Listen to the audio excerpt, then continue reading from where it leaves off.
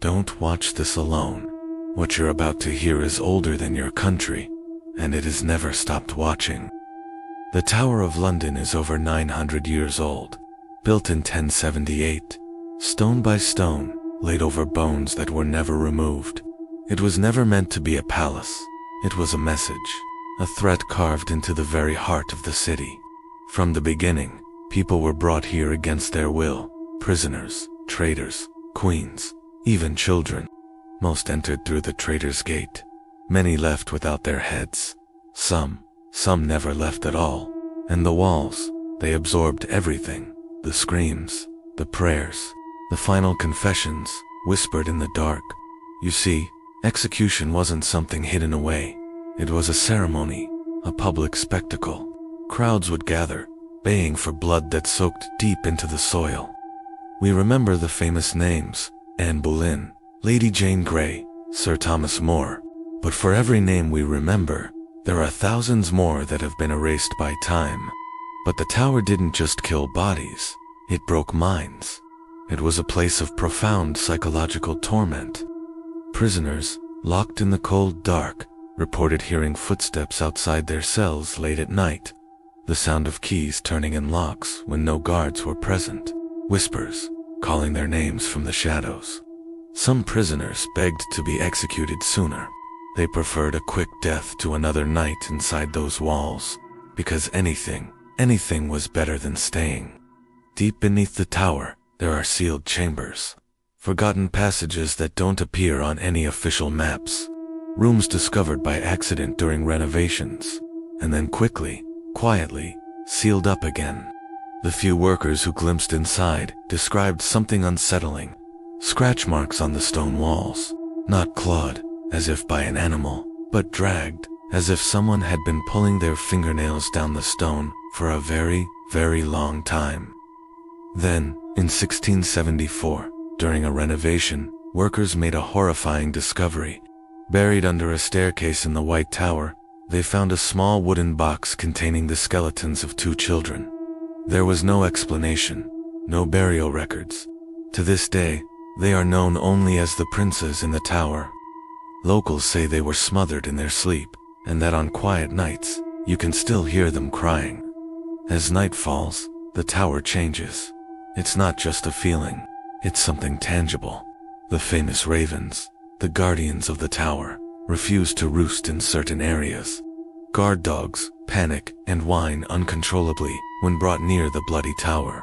The air temperature can drop suddenly, a chilling cold that seeps into your bones, even on a warm summer evening.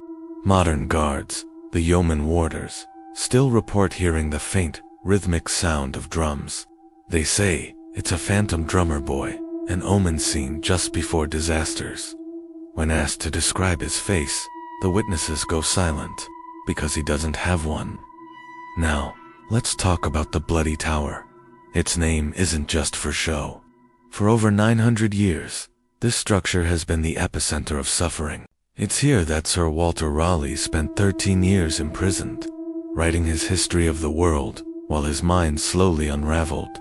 He would see apparitions, ghostly figures that tormented him in his cell. But the most famous resident of the Bloody Tower is a mystery that has never been solved. The princes, Edward V and his younger brother Richard. After their father died, they were brought to the tower for their protection by their uncle, who then declared them illegitimate and took the throne himself. The boys were seen playing in the gardens one day, and then they were never seen again.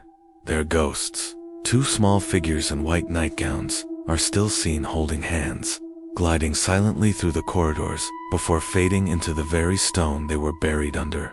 And it's not just them. The ghost of Anne Boleyn is perhaps the tower's most famous specter. After being beheaded on the Tower Green, her spirit apparently refused to leave. She's often seen walking towards the chapel where she is buried, sometimes as a whole, radiant figure, and sometimes as a headless form, carrying her own head under her arm. Imagine being a guard on a late-night patrol, turning a corner and seeing that. Many have, and many have never been the same.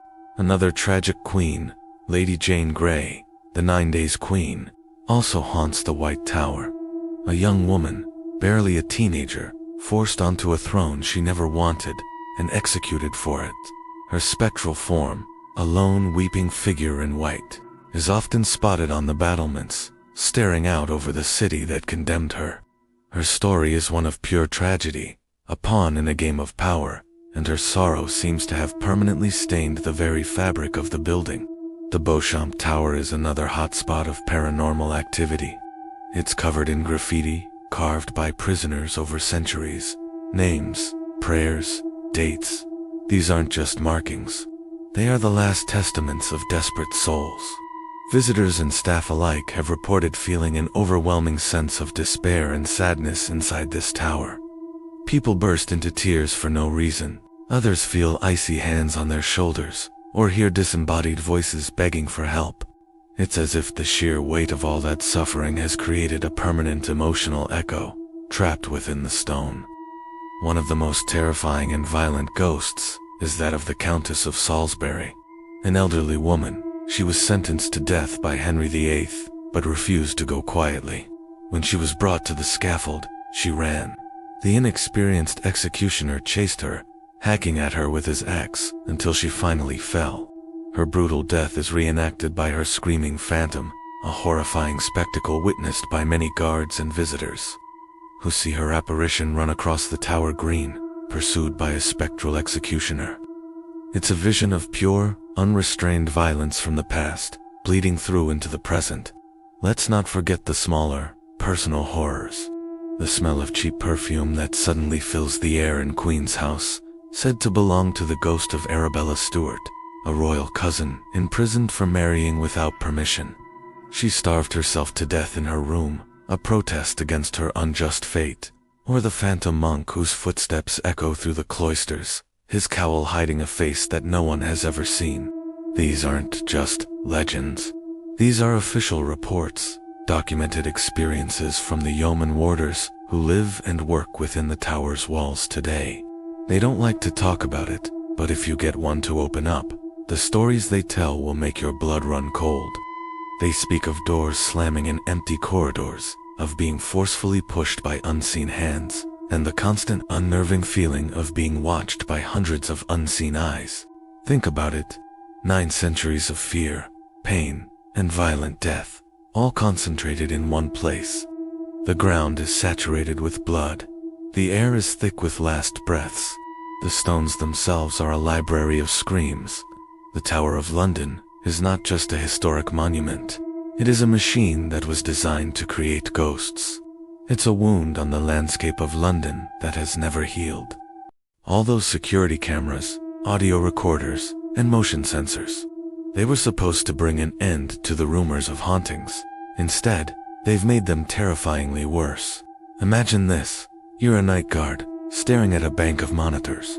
Suddenly, a camera near the execution grounds on Tower Green glitches out, static filling the screen. Just for a moment, but long enough for your heart to pound. Then, a live microphone, in an empty room, picks up the distinct sound of someone breathing. A slow, ragged inhale and exhale, but there's no one there. Motion sensors, designed to be foolproof, start triggering in corridors that have been sealed shut for the night. You can see it on the map, a blinking red light, in a place no living person can access. It's no wonder so many guards refuse to patrol alone anymore. One former guard, a man who thought he'd seen it all, shared a story he could never explain. He was doing his rounds, crossing the main courtyard in the dead of night. That's when he saw her, a woman, dressed in full Tudorara clothing, a dark velvet dress, intricate and out of place. But the most horrifying detail was that she was holding her own head, tucked neatly under her arm. He said she was just walking, calmly, as if taking a stroll. He blinked, thinking his eyes were playing tricks on him. When they opened again, she wasn't gone. She was closer, much closer. He didn't wait to see what would happen next. He just ran. Everyone knows the story of Anne Boleyn, beheaded on that very green. But is it really her, still walking the grounds where her life ended so violently? And Anne Boleyn isn't the only famous spirit said to linger. Down by the infamous Traitor's Gate, the very entrance where prisoners like Sir Thomas More and Princess Elizabeth were brought to their doom. Another figure appears. This one is draped in a flowing white robe, seen dragging heavy chains. But here's the chilling part. The chains make no sound. Visitors to this day report a sudden, icy cold spot near the gate, followed by the unmistakable feeling of ghostly fingers brushing the back of their necks. It's a touch from a world we can't see, a reminder of the despair that soaked into these very stones. As the clock ticks past midnight, the atmosphere in the dungeons deep below the tower shifts. It becomes heavy, oppressive, and then the whispers begin. Faint at first, they grow until they seem to come from the walls themselves. But the words aren't in English. It's an older, guttural language. It's Latin, but it's wrong. It sounds like prayers, but spoken backward. An unholy chorus echoing from the darkness, a testament to the suffering and desperation of those who were held captive in the pitch black. Their only company, the rats and the encroaching madness.